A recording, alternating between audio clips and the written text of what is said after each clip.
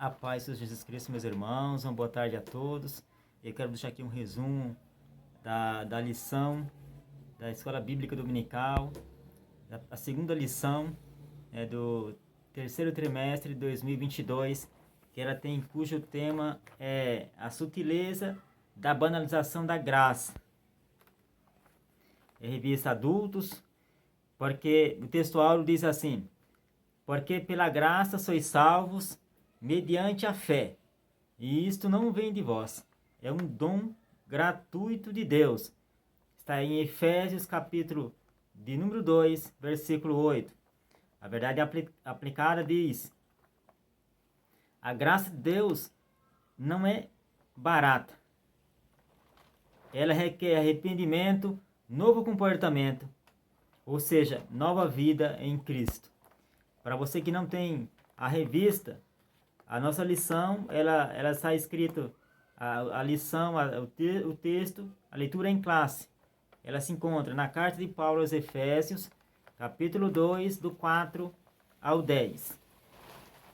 Que diz assim a palavra de Deus: mas Deus, que é riquíssimo em misericórdia, pelo seu muito amor com que nos amou, estando nós ainda mortos em nossas ofensas, nos vivificou juntamente com Cristo. Pela graça sois salvos.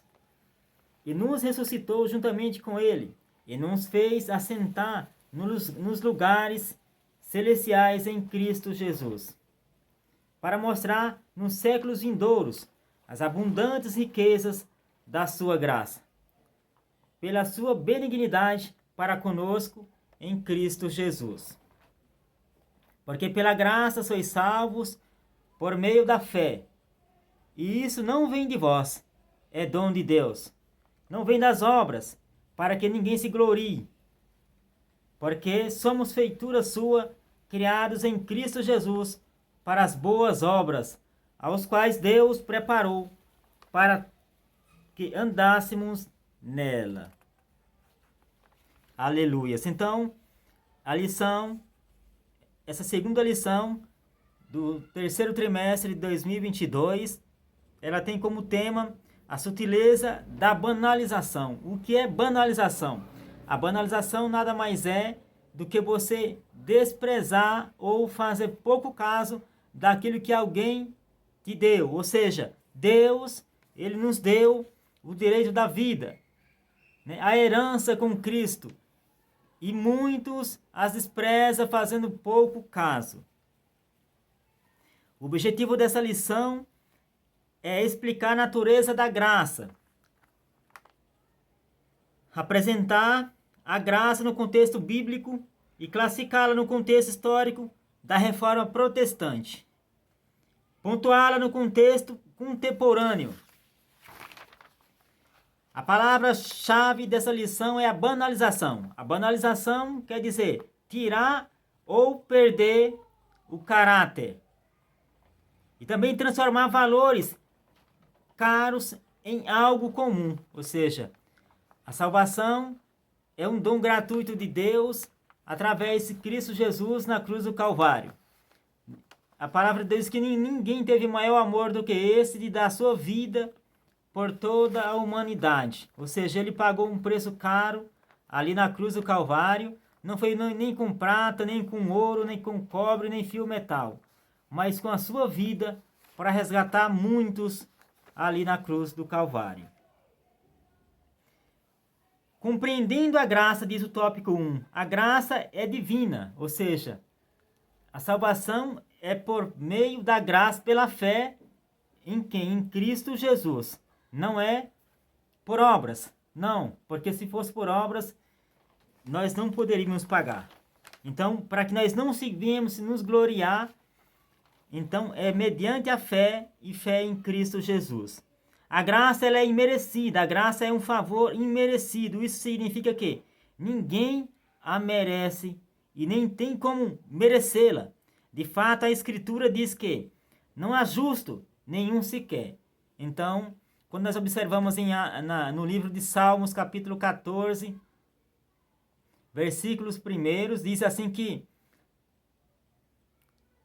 não há um justo sequer. Não há ninguém que busque a Deus. Todos se desviaram continuamente. Ou seja, não há justo, não há um sequer. Não há um que busque a Deus. E Deus olha dos céus para ver se alguém tem entendimento e os busque. O segundo tópico fala a graça no contexto bíblico. A necessidade da graça. Uma das doutrinas mais bem definidas e claras das Escrituras é referente à queda do homem. O primeiro fato a ser observado é que Adão, o primeiro homem, foi criado como um ser normalmente livre, ou seja, livre-arbítrio, de ir e vir. Ele tinha o livre-arbítrio de escolher as coisas, podendo escolher o que fazer. A Escritura diz que Adão foi tentado, Gênesis capítulo 3, versículo 6, mas não coagindo a pecar.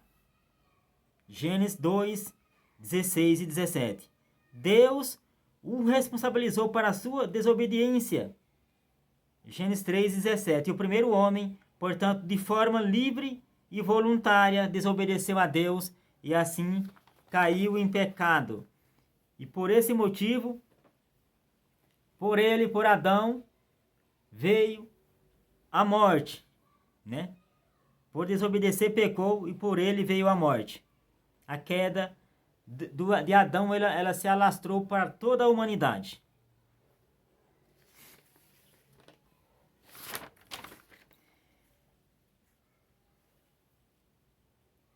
O terceiro subtópico fala assim, a graça no contexto da reforma, a reforma protestante. Esse tema ele é muito importante. Diz assim, a corrupção da doutrina da graça. Como vimos no livro de Efésios, a graça, para nós, ela é imerecida, né? A graça, ela é um dom gratuito de Deus. Então, todos têm o direito da vida eterna. A corrupção da doutrina, o contexto da reforma protestante no século XV. Para você que tinha até um pouco de dúvida, o século XV foi por volta do ano 1500, no ano 1500. Quando a gente repara nesse ponto, é um ponto crucial, aqui diz assim, no século XV, é muito diversificado. Contudo, é possível identificar alguns fatores que contribuíram para o surgimento da reforma. O catolicismo perdia influência e, por isso, surgiu uma reação contra os líderes religiosos por conta de seu baixo nível moral. A rejeição da doutrina católica como válida, um maior interesse pela educação, que deixa de ser um privilégio dos líderes católicos, uma maior diversidade doutrinária. De uma forma direta, pode-se afirmar que a reforma surge como uma resposta ao enfraquecimento, deturpação e negação da doutrina da graça, que por período medieval, né, você que estudou história, você sabe bem disso, no período medieval, havia sido totalmente desconfigurada. A salvação pelas obras havia substituído a salvação pela fé somente. Então, esse texto que me chama um pouco a atenção. No período medieval, nós sabemos que havia a monarquia, onde tinha um império medieval, né? Tinha os reis, sacerdotes e o papa, ou seja, a tríplice, né? Ou seja, o maior poder ali naquele triplé. Nós sabemos que nesse período, os fazendeiros, os monarcas fazendeiros, eles davam as suas propriedades em troca da salvação. Então eles pecavam com antecedência e davam as suas propriedades e com isso eram perdoados. Mas isso, meus irmãos, difere da palavra de Deus.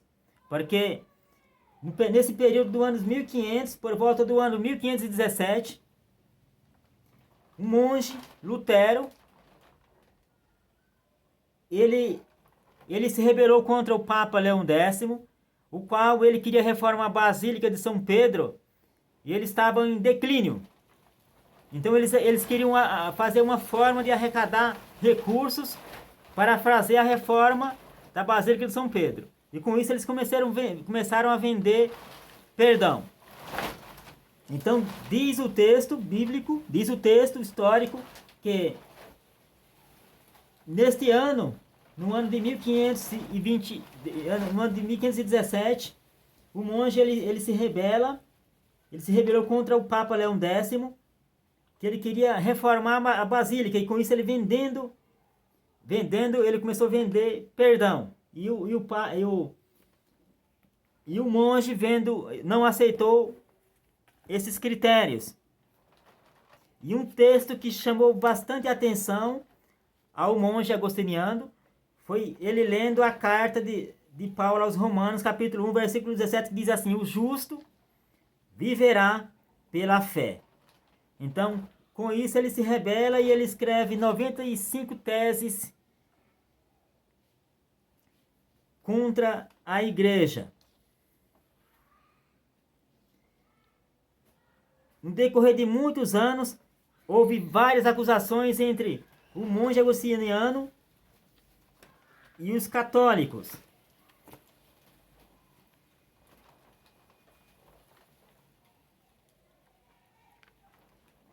E nesse período que houve bastante afronta, e ali eles vendendo perdão, o Papa Leão X ele bolou um jeito que as pessoas, para conseguir dinheiro, ele vender perdão. Então, as pessoas tinham o direito de pecar antecipadamente, eles pagavam com isso. E com isso, Lutero, ele não aceitou e ele se rebela e ele escreve 95 teses. Na época, os católicos defendiam que, para alcançar a salvação, eles deviam fazer vários ritos.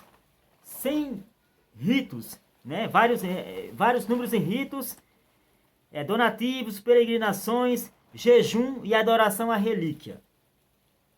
Então, a salvação não dependia mais da graça, nem pela fé, mas pelas obras. Então essa tal doutrina, ela acabou gerando uma série de abusos contra a venda de indulgências, que eles vendiam perdão, no caso perdão, para a reforma da Basílica de São Pedro. E Lutero, por esses motivos, Lutero, ele escreve 95 teses, as 95 teses que Lutero ele questionava as vendas de perdão, lançando mão de palavreados firmes, diretos, que as tornavam bastante compreensivas perante leigos. Lutero as fixou em 1517, diante da igreja de Wittenberg, na Alemanha.